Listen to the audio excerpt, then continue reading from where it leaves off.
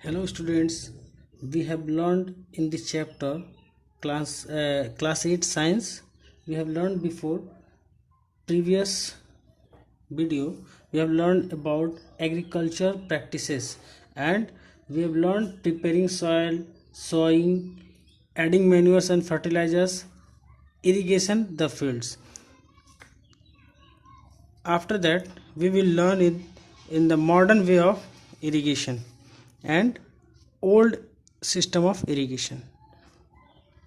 तो अब हम इस वीडियो में यहाँ तक हम लोगों ने पढ़ा था कि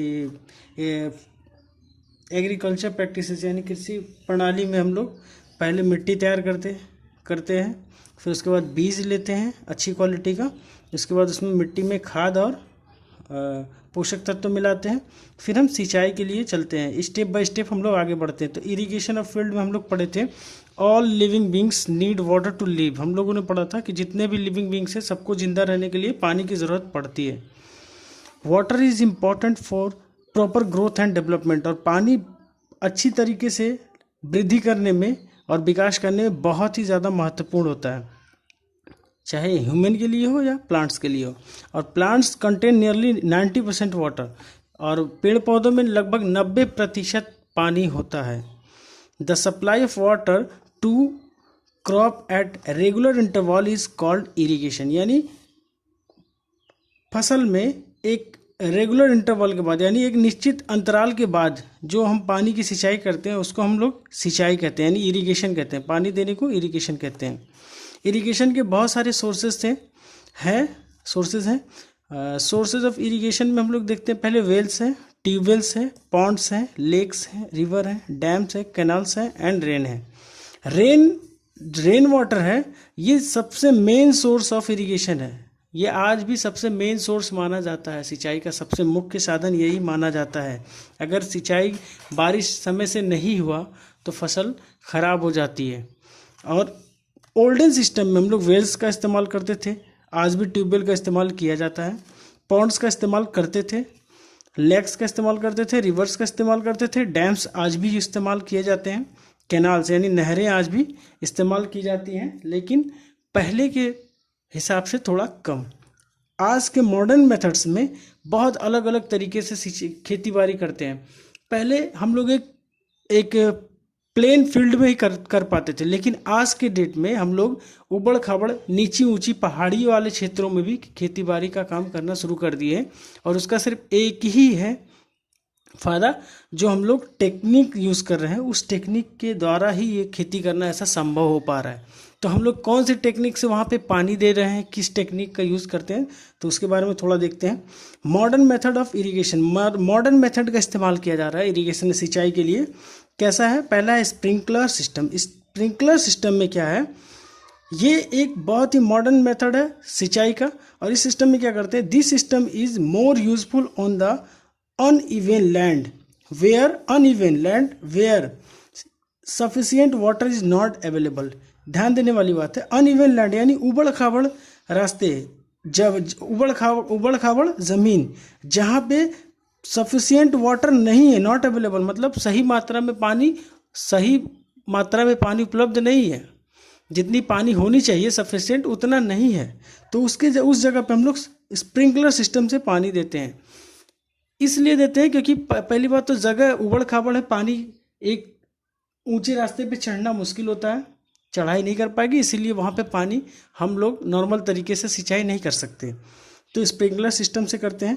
स्प्रिंकलर सिस्टम में थोड़ा सा बताना चाहता हूँ आपको कि एक पाइप होता है, लंबी सी पाइप ऐसे बिछा दी जाती है, और उस पाइप से लंबी सी पाइप, आपके बुक में उसका फिगर दिया हुआ है सिंचाई का स्प्रिंकलर सिस्टम का, और उस पाइप में जगह जगह पे कुछ ऐसे पाइप में होल्डर लगा के खड़े कर दिए जाते हैं, और उसमें एक बैरिंग्स की तरह कुछ घूमने वाला रहता है सिस्टम। जब हम पानी ऑन करते हैं, यानी जब हम ट्यूबवेल स्टार्ट करते हैं या बोरिंग स्टार्ट करते हैं, तो पानी जैसे ही पाइप में होता है तो वो जो ऊपर खड़ा हुआ एक होल्डर है, वो होल्डर ऑटोमेटिक घूमना शुरू कर देता है। और जैसे ही घूमने शुरू करेगा तो जिस तरह से शावर से पानी निकलता है, हम नहाते हैं, तो उसी तरह से ये पानी फुहारा ऊपर की तरफ फेंकेगा और ऐसे थोड़ी दूर जाके मतलब उस होल्डर से 2 से 3 मीटर की दूरी पर जाकर इसे गिरता है और आसपास के ज़मीन पे बढ़िया से पूरी पानी फैल जाती है। मुख्य उद्देश्य है पानी बचाना, और ये पानी सिर्फ पत्तों पे ही गिरता है, क्योंकि मेन भाग पत्ते हैं।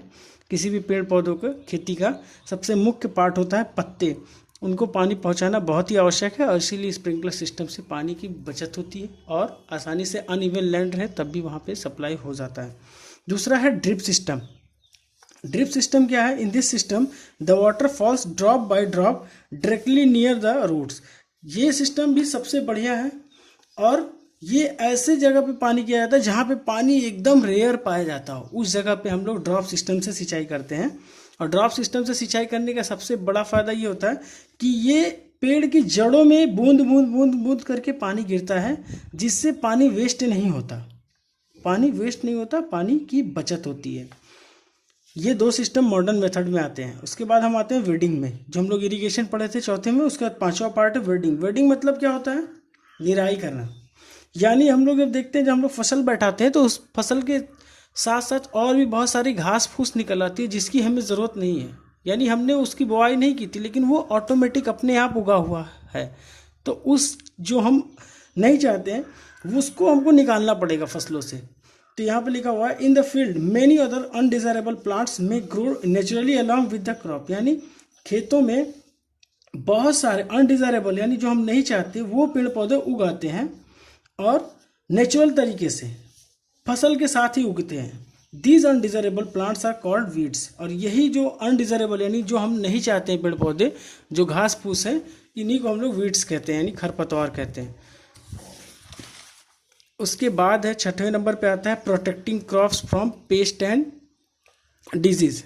अब यहाँ पे प्रोटेक्ट करना सिंपल सी बात है, नाम से ही पता चल रहा है। क्रॉप को प्रोटेक्ट करना किससे? पेस्ट यानी कीड़े मकोड़ों से और बीमारियों से। तो सिंपल है, साधारण सी बात है कि protecting from pest we use pesticide and insecticide in crops. हम लोग फसलों को कीड़े मकोड़े से और बीमारियों से बचाने के लिए हम लोग उसमें पेस्टिसाइड और इंसेक्टिसाइड का इस्तेमाल करते हैं, ताकि वो बीमारी और कीड़े मकोड़े से बचा रहे और फसल हमारी सुरक्षित रहे। उसके बाद आता है हार्वेस्टिंग, थ्रेसिंग एंड विनोइंग। ये तीनों प्रोसेस एक साथ आज के मॉडर्न युग में संभव हो पा रहा है। पहले इसको अलग अलग मेथड से कर पाते थे जब हमारे पास इतनी टेक्निक्स नहीं थी तभी, लेकिन अब हमारे पास टेक्निक्स है तो हम टेक्निक्स के द्वारा इसको एक साथ करते हैं। Harvesting of A crop is an important task after it's maturity. यानी फसल की कटाई, हार्वेस्टिंग मतलब होता है कटाई। फसल की कटाई बहुत ही महत्वपूर्ण होता है। कब? जब फसल पूरी तरह से पक जाए। मैच्योरिटी मतलब पक जाए। पकने के बाद उसको काटना बहुत ही आवश्यक होता है, बहुत ही इंपॉर्टेंट होता है। तो ये एक बहुत ही इंपॉर्टेंट टास्क है।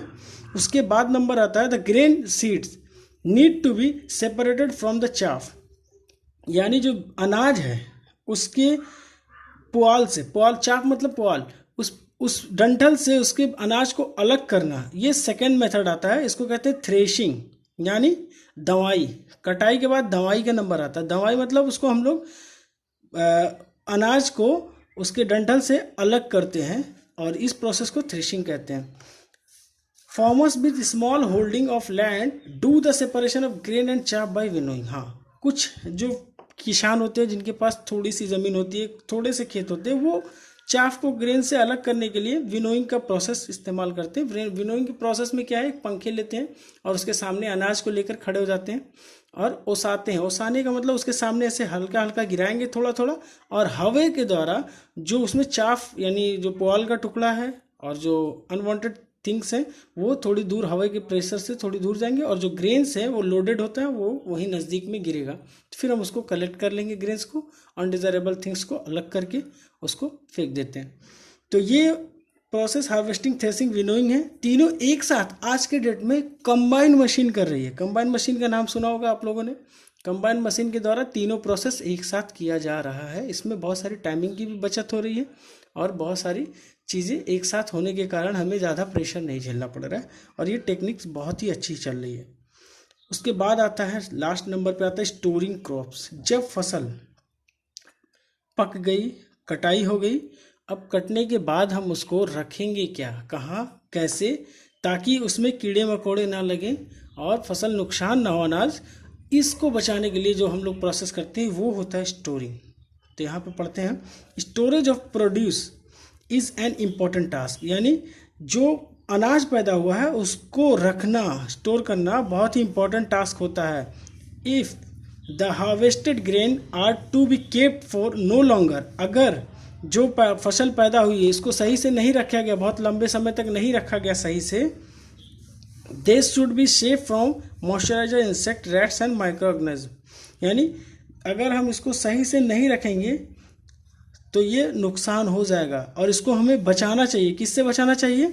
नमी से। मॉइस्चर मीन्स नमी से, कीड़े से, चूहों से और बहुत सारे माइक्रो ऑर्गेनिज्म, बहुत सारे छोटे छोटे जीवाणुओं से, कीटाणुओं से, जीवों से बचाना चाहिए हमको, ताकि अनाज हमारा सुरक्षित रहे। ये स्टोरिंग क्रॉप्स, यहाँ तक तो हम लोगों ने पढ़ा, इससे पहले ही पढ़ा था कि ये है एग्रीकल्चरल, ये सारे के सारे एग्रीकल्चरल प्रैक्टिसेस थे।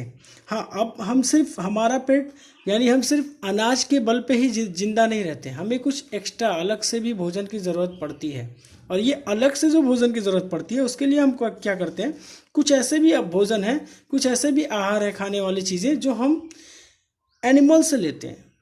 तो उसके लिए क्या करते हैं, फूड फ्रॉम एनिमल्स में हम थोड़ा देखते हैं। तो we get some food from animals, हम लोग कुछ ऐसा भी भोजन है जो जानवरों से प्राप्त करते हैं, लेते हैं, जैसे है मीट, चिकन एंड मिल्क। ये सारी की सारी चीज़ें जो हैं हम लोग एनिमल्स से प्राप्त करते हैं। एग भी इसमें ऐड कर सकते हैं, एग, अंडे, ये सारी की सारी चीज़ें हम लोग एनिमल्स से प्राप्त करते हैं। We are getting from animals, ये हम सब जानवरों से प्राप्त करते हैं। मिल्क, ये गाय, भैंस, बकरी, भेड़, ऊँट, यानी काव, बुफेलो, गोट, शीप, कैमल, इन सारी चीज़ों से हम लोग मिल्क प्राप्त करते हैं। और एक चीज़ यहाँ ध्यान देने वाली बात है, एनिमल हस्बेंड्री। एनिमल हस्बेंड्री मतलब पशुपालन, नाम से ही पता चल रहा है पशुपालन, मतलब किसी भी जानवर का ज़्यादा से ज़्यादा मात्रा में पालकर व्यापारिक रूप से उसका प्रयोग किया जाए तो उसको एनिमल हस्बेंड्री कहा जाता है। चाहे वो पोल्ट्री का हो, चाहे वो बकरी का हो, चाहे वो किसी भी जानवर, सीप का हो, किसी भी जानवर का हो, चाहे काऊ का हो। अगर हम गाय को ज़्यादा मात्रा में पालते हैं और उसका दूध व्यापार के लिए यानी कॉमर्शियल यूज़ के लिए उसको पाल रहे हैं तो ये काऊ हस्बेंड्री हो जाएगी। तो ऐसे ही करके इस लेसन से हम लोगों ने बहुत सारी चीज़ें पढ़ी। अब ये लेसन समाप्त हुआ। अगर इस पूरे लेसन में 3 वीडियो हम लोगों ने बनाया, अगर इन तीनों वीडियो में आप लोगों को कोई भी डाउट कहीं से भी लगे तो आप हमसे क्वेश्चन कर सकते हैं। Okay, bye.